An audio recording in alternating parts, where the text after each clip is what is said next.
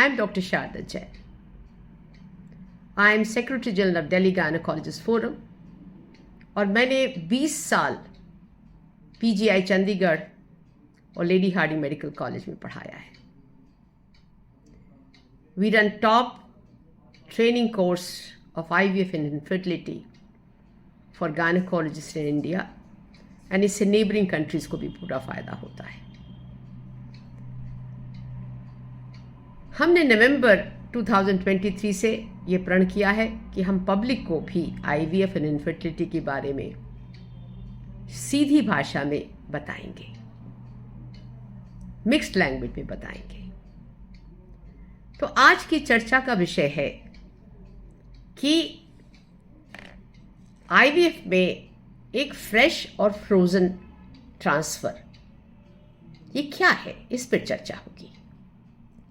इसमें हम बात करेंगे कि फ्रेश एंड फ्रोजन ट्रांसफ़र क्या है, कौन सा बेटर है, इसके फ़ायदे और नुकसान क्या हैं और कौन व्यक्ति में किस टेक्निक का प्रयोग करना चाहिए.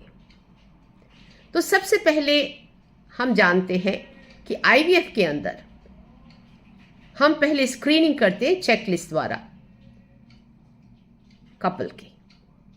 उसके बाद स्टिमुलेशन प्रोटोकॉल चूज़ करते हैं उस पेशेंट के अकॉर्डिंगली और 10 से 12 दिन का स्टिमुलेशन का प्रोटोकॉल होता है, रफली 11 दिन का.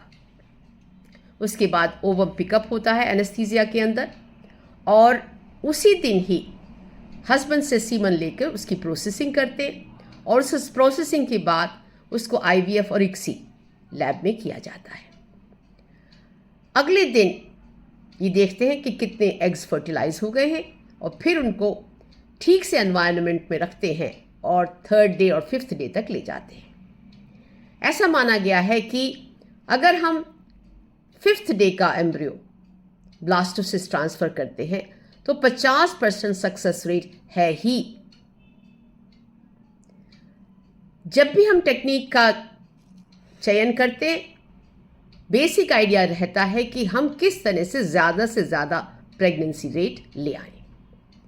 नाउ अगर फ्रेश साइकिल में हम ट्रांसफ़र करते हैं तो हम इसको बोलते हैं फ्रेश ट्रांसफ़र.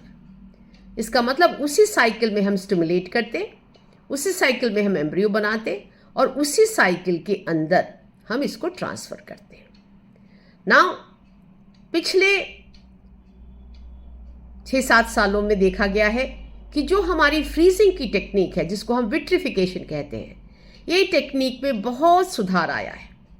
तो आज की तारीख में या तो हम एग्स फ्रीज करें या एम्ब्रियो फ्रीज करें तो उनका रिट्रीवल रेट बहुत अच्छा है. खासकर एम्ब्रियो का रिट्रीवल रेट बहुत अच्छा है. Almost 90% of embryos we can retrieve and they are of same good quality embryos.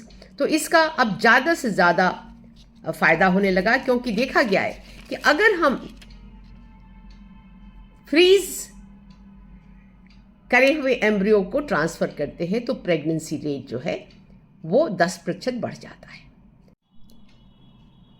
अगर आपके मन में कोई विचार है, कोई दुविधा है, कोई संशय है तो आप हमें व्हाट्सएप पे नंबर दूंगी, उसमें आप बात कर सकेंगे और स्वयं क्लिनिक में आकर चर्चा कर सकेंगे, जान सकेंगे कि कैसा क्या है.